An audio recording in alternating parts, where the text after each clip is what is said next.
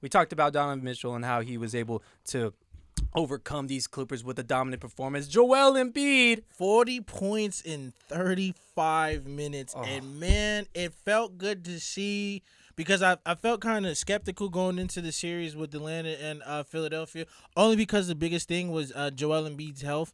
And then it's like his awkward falls when he's straining his knee, re-aggravating something, pulling something. He's playing with a minor tear in his meniscus. I don't know if you know that, but he is Yeah, playing I with think that. everybody knows that. Yeah, it's wild as hell, but not wild as hell. It's cool you can still play on it, but I mean, it's good to see Joel come out of here and dominate. Now, the big question is, how long can you keep doing this?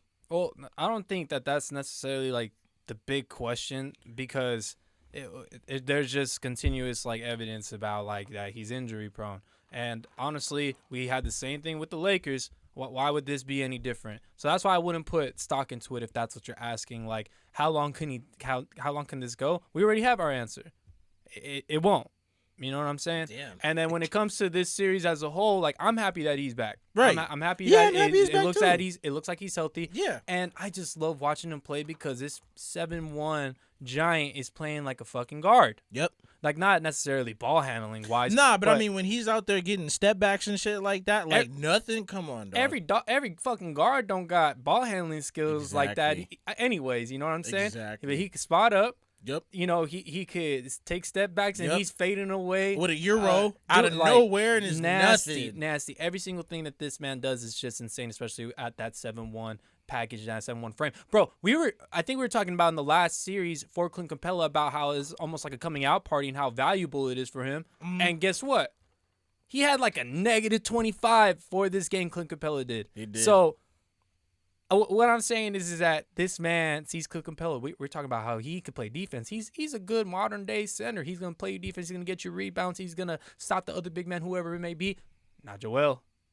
Yeah, Not Joel is just the ace of all trades, and that's always what I've loved about his game, bro. Because it's like he has a little bit of everything to get it done. But the biggest question that I'm not asking you, but the biggest question I have is how long will this keep going? Well, my biggest question, honestly, is Ben Simmons the type of guy that is going that you want to count on going forward, right? So for me, right, four fucking points in a playoff. Say that again. 4 points in a playoff game, and this guy's getting paid some max dollars, right? Damn. And I'm just hella disappointed because there's so many things that his game can do, and he's just getting locked out because he can't do one thing. You know what I mean? Like his complete package except for one thing. And in this league, that thing is so fucking like important. The same way that we were clowning on Jimmy for not having a jump shot. That shit looks terrible. You can't run no offense down today. Jimmy.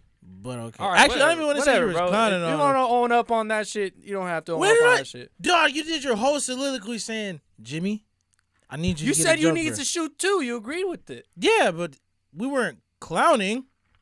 We were not clowning, but we were making fun of him. Like, bro, you need to shoot. That's how you get the offense going nowadays. So speaking of shooting, Seth Curry went 5 of 6 from 3. And that's why everybody loves Seth Curry, man. That's why everybody the loves Dallas Seth Mavericks Curry. traded him. Yeah, that was fucking stupid. But I mean, What I'm surprised about, honestly, in this series is that they're unable to still stop Trae Young.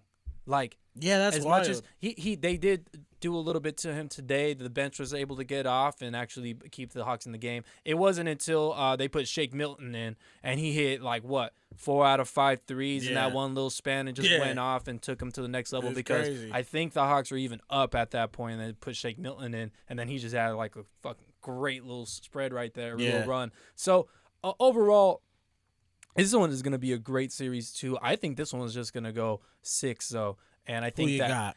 I got the Hawks taking one at home against the 76ers, but the 76ers are going to take one. I don't care. It can switch one way or the other. But then the Joel Embiid and the 76ers, I think that they'll win two in a row. So maybe they'll win the next one. Mm-hmm. The Hawks will win one, tie it up, and then the 76ers will win 2 in a row there. I think it in 6. Yeah, I think I would have to go with I think I'm going to say Philly in 7 only because Trae Young got New York up out of there, and by doing that, and I don't mean that in no dish. I fucking love New York. Happy for Tibbs, got Coach of the Year and all that. We'll get to that later, but man, he got New York up out of there, bro. Yeah. Like nothing. So I think New York was like kind of the same thing as the Heat. They're frauds. You know what I mean? Like Julius Randle didn't perform to the full thing. The best player on the team was Derrick Rose, and yeah, he was showing it out throughout the whole entire season too. Right. When he was there, actually at the games. But like other players weren't living up to the same hype. You know, RJ Barrett didn't really come out and perform like the second half of this previous season, so on and so forth. So I don't really want to speak on that. We're still talking about the Philadelphia and the Hawks there. Right. What I do want to bring up though is the Hawks' depth. It's just insane. They did miss DeAndre Hunter today, but you got a Bogdanovich. Gallinari off the bench with a mohawk. Yeah, that's fucking Hawks. weird. That's fucking Atlanta weird. Hawks mohawk. Nah. Nah. Hack. Yeah. No. And then you also have Trae Young, Lou Will coming off the bench as well. John Collins, the guy that we were telling Boston to trade for, so he's a valuable asset for us, at least at Sports U. So overall, man, like I'm very excited to watch the rest of this series, but I definitely because I had the 76ers coming out of the East in the start of this playoffs because I just didn't believe in the health of the Nets, and I thought James Harden going down was going to be a big deal. Oh, boy, it ain't. It ain't. Those Nets look insane, and I might have to change my pick because they just look that much unstoppable. But I'm going to go ahead and stay with my 76ers as of right now. Yeah, I think I'd have to go with Philly in 7 as well. Only because we've seen that. No, I picked Philly in 6. I'm going 7 only because Trae Young is like getting his. Yeah, he's clearly getting his. Dude, so I think he's gonna fight all the way till 7. He's so nasty on the offensive side. He's crazy. Definitely like almost unstoppable. If he just wasn't that.